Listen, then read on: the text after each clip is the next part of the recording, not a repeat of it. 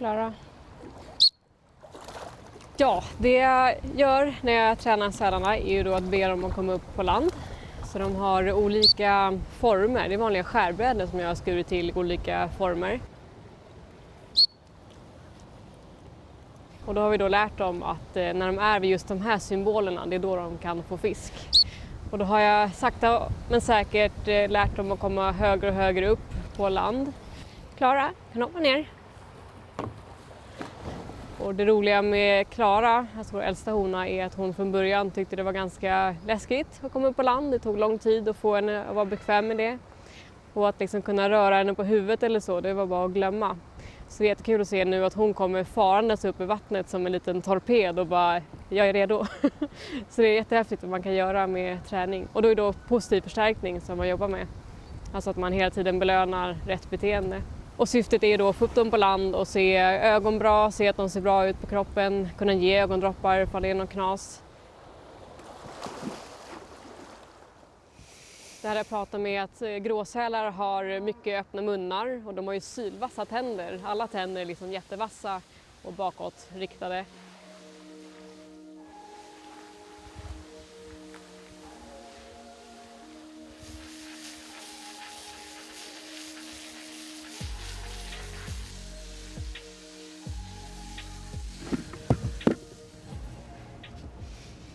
Varför gör du det? Det här är berikning. Det gör vi ju med alla våra djur. Och det är för att de ska få ett annat sätt att äta maten på. Lite berikande, utmanande och de får använda sina färdigheter och hitta mat. Mer än bara träning och jakt och så då. Det blir lite mer som verkligheten. Ja, precis. Det gillar vi.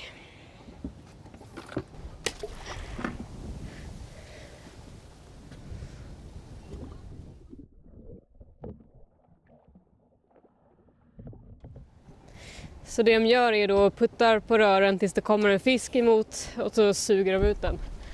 Så det är de bra på.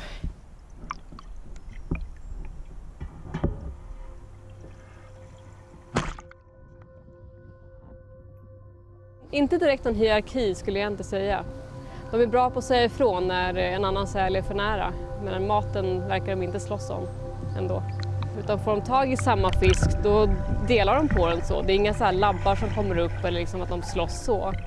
Men nej, gråsälar är mycket ljud, mycket öppna munnar.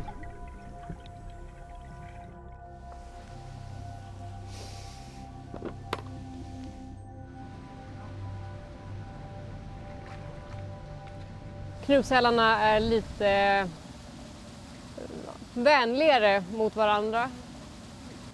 Bekväma med olika typer av människor.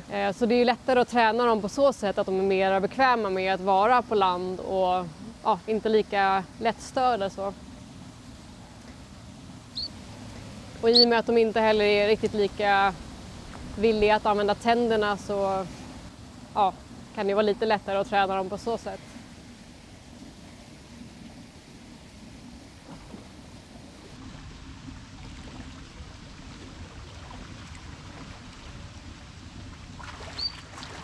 Hur sover de? Ja, men de lägger sig under vattnet oftast, i alla fall dagtid.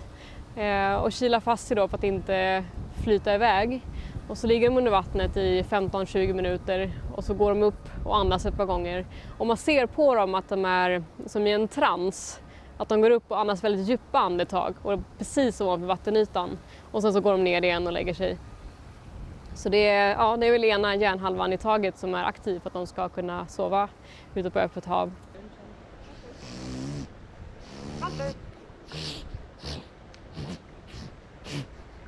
Jag tror för mig blir det ju individer här. Så jag har inte funderat så mycket på dem som art i det vilda. Liksom. Vad pysslar de med där och varför gör de det? Utan jag är klar igen. Ja, jag fokuserar på att vara en bra djurvårdare och se till att de här har det de behöver och kan vara så vilda de behöver vara och så vilda de kan vara här.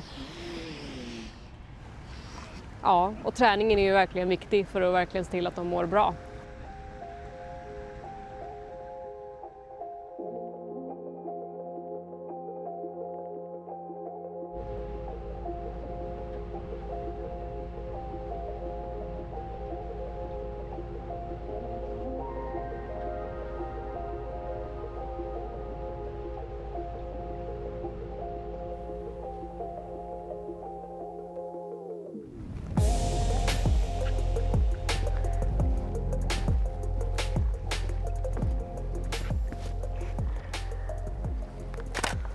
Du har aldrig sett säl i vilda?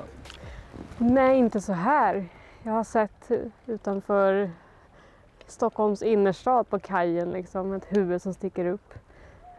Men kutar, nej. Jättehäftigt. Man bara får kliva in i deras liv. Se vad de gör för någonting när de är små. Riktigt härligt humör har de.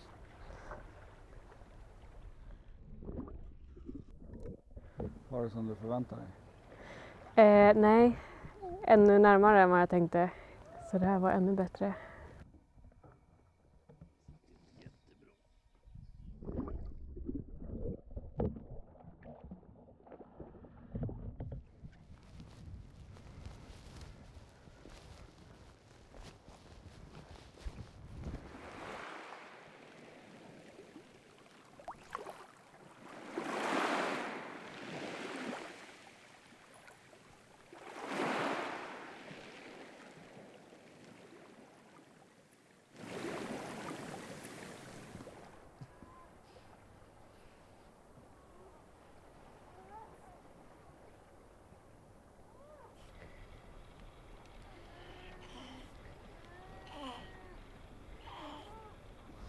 Ja, jag ska hjälpa SVA, alltså Statens veterinärmedicinska anstalt, att samla in lite döda kutar.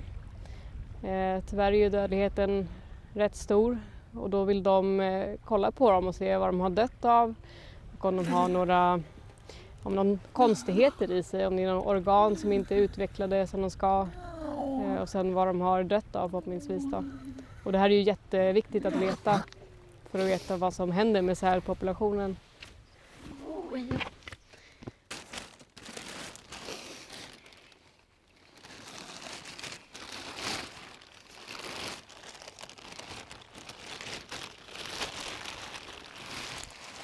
Vi vet ju att många kutar inte klarar sig, att de svälter ihjäl och så, men varför? Så jag hoppas hitta några stycken och ta med tillbaka.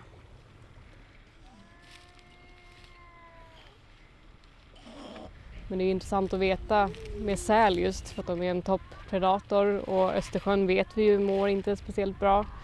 Och sälen är ju bland det första som drabbas. Det vet ju vi med DDT och PCB när det spreds i naturen. Då var det ju väldigt illa för sälen.